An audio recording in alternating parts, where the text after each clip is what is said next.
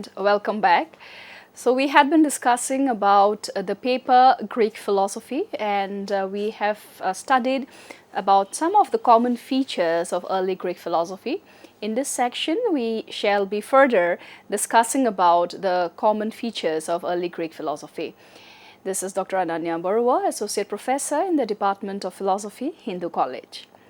So, in our previous lecture, we had discussed that there are various features that makes the early Greek philosophers under the umbrella term of EGP or the early Greek philosophers, and we are going to quickly revisit what were those features. The first one is rational thinking. Greek philosophers had always emphasized the use of reason and logic over myths and religious explanations. The second was their search for fundamental principles. They sought to find the basic principles or arche behind the universe, what everything is made of and how it changes. Love for wisdom. The word philosophy itself means love of wisdom. Philosophers aimed to understand truth, ethics, nature, and existence. Inquiry and debate, dialogue, questioning, and argument were central to Greek philosophy, as is seen in the matter of Socrates and Plato. So, we also see that there has been a focus on the cosmos and human life. They explored both the natural world, cosmos, and human concerns. Systematic thinking. Many philosophers tried to build comprehensive systematic systems of thought, example Aristotle's classification of sciences and logic. Human-centered, especially later philosophers, Socrates, Plato, philosophy became focused on human nature, ethics, justice, and the good life. So if we check this PPT here, we see that the primary aspect or the focus of cosmologists has been the origin and structure of the universe, cosmos, whereas for the naturalists, it is about the natural processes and phenomena in the world. Now, this distinction is important because when we say about the common features of early Greek philosophy, we club them as cosmologists and naturalists, and many people confuse these two features as one and the same. They are not. There is a difference here. So after the focus, when we talk about the primary concern of the cosmologists, we see that they have been they try to have an understanding of the universe as a whole, its beginning, elements, and laws. On the other hand, naturalists were more interested in studying nature and the physical world, including biology, physics, and earth sciences. Now, philosophers under cosmologists are easily Thales and Anaximander, Heraclitus, and under naturalists we have philosophers like Empedocles, Democritus, and early thinkers who looked at nature in more scientific terms, and that way almost all the early Greek philosophers have been naturalists in their own right. Now, the approach, if we see that the cosmologists used often more abstract and metaphysical approach, whereas naturalists used more empirical and observational. So, cosmologists, the main question about them was what is the universe made of and how did it begin? Naturalists, on the other hand, asked questions like how does nature work and what are the laws behind natural phenomena? Having said this, the early Greek philosophers, I reiterate, have been both the cosmologists and naturalists, and both are different in their feature, in their approach, in their aspect, and so on. Now, similarly, the early Greek philosophers have also been referred to as materialists and mechanists. Many confuse materialists and mechanists to be one and the same, and here at this very juncture, it is important that we identify the subtle differences between materialists and mechanists. When we talk about domain belief, materialists often talk about everything is made up of matter, like water, air, and atoms. Mechanists, on the other hand, talks about everything works like a machine with cause and effect. The main focus of materialists is what the world is made up of. About mechanists, the focus is how things work or move. thinkers of materialists are Thales, Democritus, and the mechanists we have Leucippus, later used by early scientists. Now, the view of reality of materialists has been that reality is physical, no spiritual or non-material forces. Mechanists, on the other hand, holds that natural laws govern motion and change like clockwork. So, materialists ask questions like, what is everything made up of? Mechanists ask, on the other hand, how does everything move or work? Now that we do have some idea about the basic differences between cosmologists and naturalists and mechanists and materialists, it is a good time to have a quick glance of the key features of Greek philosophy. So we see that in Greek philosophy there has been a significant shift, a turn from myths to rational explanations of reality. There has been a search for the arche. There has been development of cosmology, metaphysics, ethics, and epistemology. There has been emphasis on logos over mythos, that is, emphasis on reasoning over mythologies. Use of dialectics and logical argumentation, especially in Socratic and Platonic thought, is seen. Recognition of human reason as the path to knowledge. A lasting influence on Western science, politics, and metaphysics has been yet the other key feature of Greek philosophy. Now, one very pertinent concept that comes up when we discuss early Greek philosophers or the features of early Greek philosophers is the feature of they being raw scientists. Now, we need to elaborate a little bit on this more.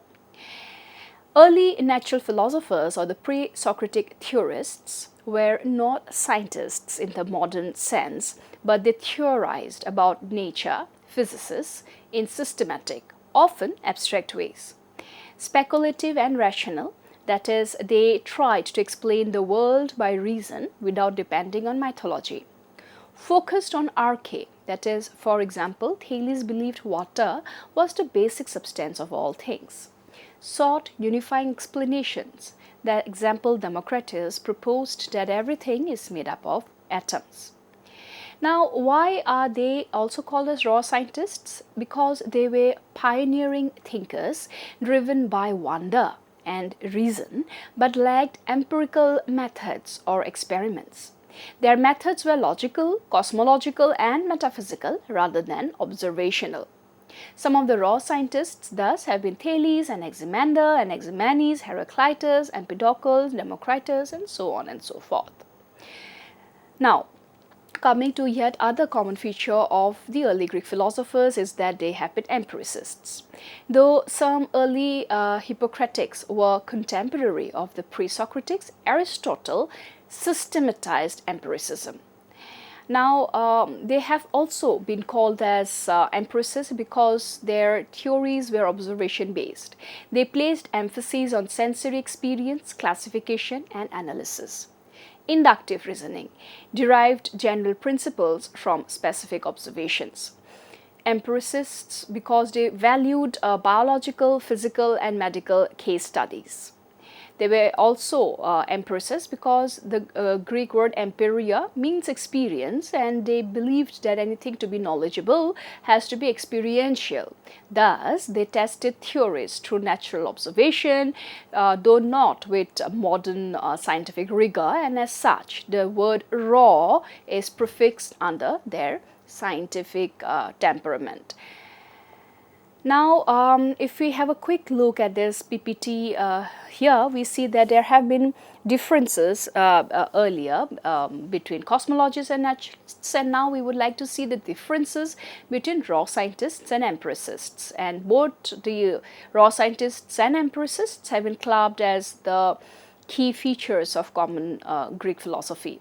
Now, the approach of the raw scientists is that they are rational, speculative, abstract. Empiricists, on the other hand, are observational and experience-based. Method of raw scientists is deductive, theoretical. Empiricists is inductive, empirical. Aspect of the use of observation for raw scientists is the minimal or intuitive. Empiricists is central to methodology. So observation in raw scientists is minimal, however for empiricists it is central, and this is where they differ. We also see that the view of knowledge for raw scientists is that reason alone can uncover nature's truth. Empiricists, on the other hand, believed that knowledge arises through sensory experiences. Role of mathematics for raw scientists, strong interest like the Pythagoreans. Empiricists, secondary to biology and practical sciences. Example of raw scientists, the dominant ones, Thales and Anaximander, Heraclitus, Democritus, empiricist Aristotle, Hippocratic corpus, and so on.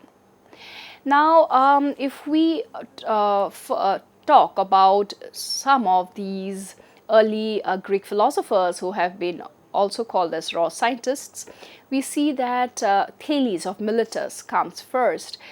For his quote, everything is full of gods, and it was sourced from the De Anima of Aristotle, where Thales says that, he sought a unifying principle, arche of all things, and for him that arche was water. Though rational, his language retained mythic elements, showing a transition from mythology to natural philosophy. So the trace of being a naturalist or an empiricist is seen in Thales. Now, even with Anaximander, with his quotation that the apeiron or the boundless is the origin of all things, the source is from Simplicius, commentary on Aristotle's physics, we see that the interpretation is that an abstract principle or apeiron is posited as the source of the cosmos, a metaphysical speculation rather than an empirical observation. Similarly, with Heraclitus, his very famous quote, "You cannot step into the same river twice," which is sourced from the Plutarch on the E at Delphi.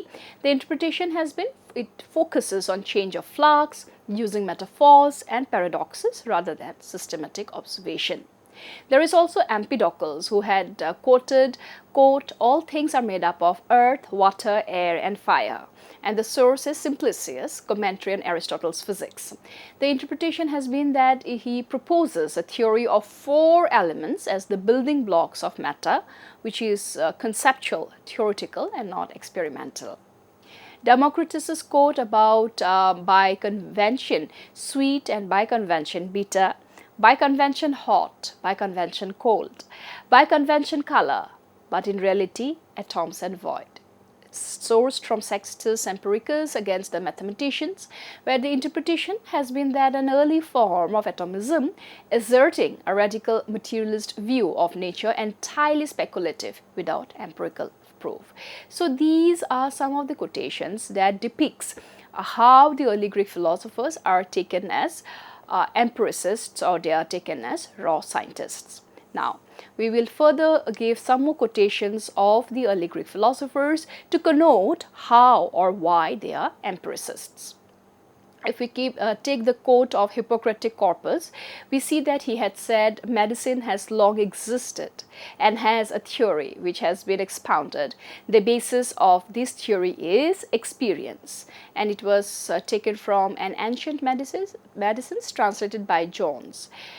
Interpretation is stresses experience or empiria as foundational, rejecting speculative natural causes without observation, which clearly screams of he being an empiricist. Similarly, there is Aristotle, whose very famous quote, "The soul never thinks without a mental image," which is taken from the Anima. The interpretation is that he highlights the importance of sensory input and mental imagery grounding knowledge in experience. So Aristotle's method, again, if we add the quote, the investigation of nature proceeds either from the universal or the particular. We must begin from what is more knowable to us.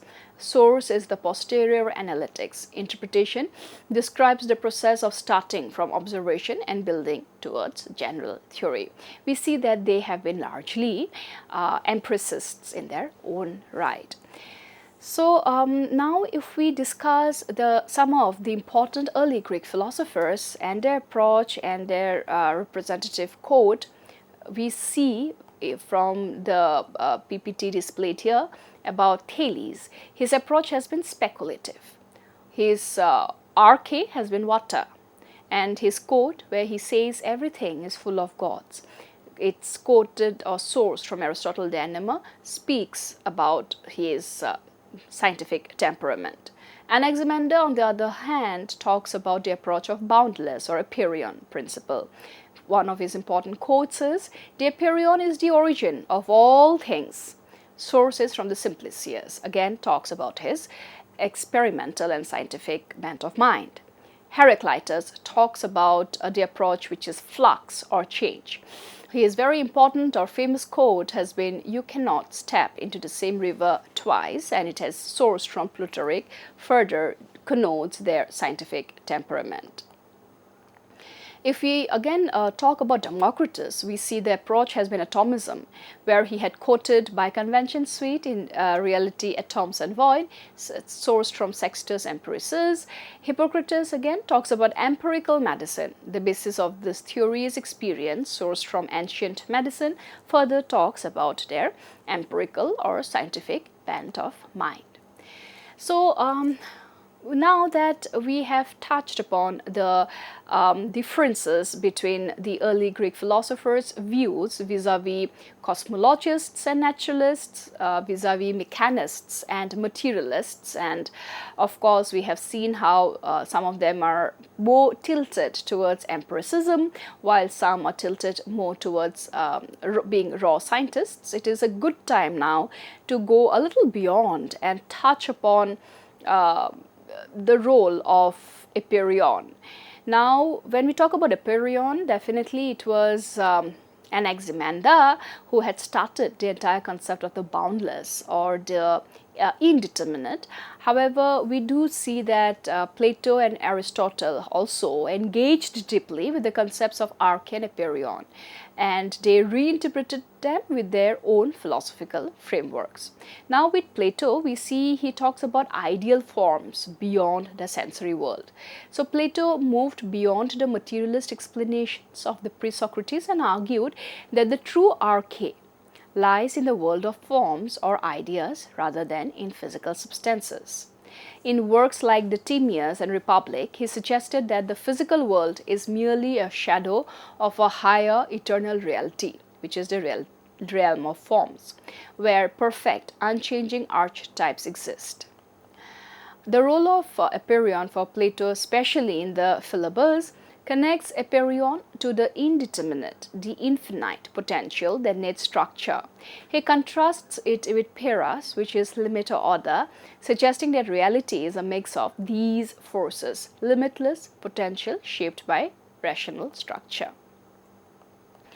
Now, if we also mention here about Aristotle's the unmoved mover and the first cause, we see that Aristotle critiqued the early Greek thinkers for their focus on material causes without explaining motion and purpose.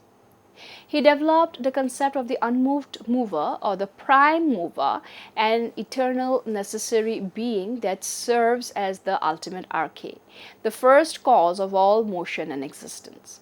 Unlike Anaximander's Apeiron, which was indefinite and impersonal, Aristotle's arche is teleological.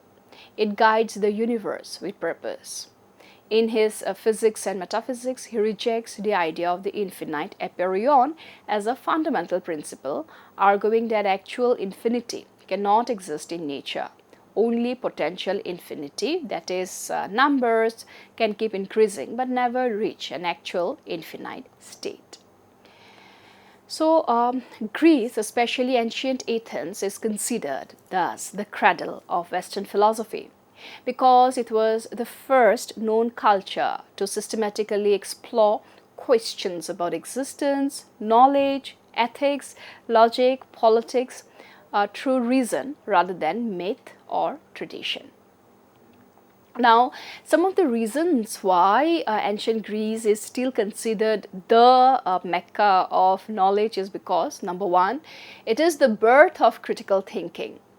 Early civilizations like Egypt, Babylon, and India have had rich intellectual traditions. But in Greece, thinkers began to question, argue, and debate abstract ideas. Greek philosophers did not just record knowledge, they asked why things are the way they are and how we can know. For example, with Thales' what is everything made up of? To Socrates' what is justice? Greek thought turned inward, seeking universal truths. The second reason is that the freedom to think and speak. The city-state polis system in ancient Greece, especially in Athens, allowed open public discourse. Citizens could meet in the agora to debate ideas. This relative intellectual freedom encouraged critical discussion, which is essential for philosophy. Socrates walked around Athens questioning people, not something you could easily do in more rigid or priest-governed societies. Foundational figures and schools. Greece produced some of the greatest minds in human history. Socrates, for instance, with his ethics and dialectics, Plato, metaphysics, idealism, politics, Aristotle, logic, science, ethics, politics. They also established philosophical schools. The academy was established by Plato, the Lyceum by Aristotle. The Stoics, Epicureans, and Skeptics, also these schools developed systems of thought that influenced not just philosophy but science, politics, education, and religion for over 2000 years. Fourth reason, legacy in Western civilization. Greek philosophical ideas were preserved by the Romans, then by Islamic and Christian thinkers, and later sparked the Renaissance. Even today, concepts like logic, democracy, ethics, and metaphysics have their roots in Greek thought. Modern disciplines like psychology, political science, biology, physics evolved from the questions and methods pioneered by Greek thinkers. Number 5. A new way of seeing the world. Greek philosophies introduced a rational, systematic, and secular approach to understanding the universe. They emphasized observation and reason, universal principles, the use of dialogue and argument.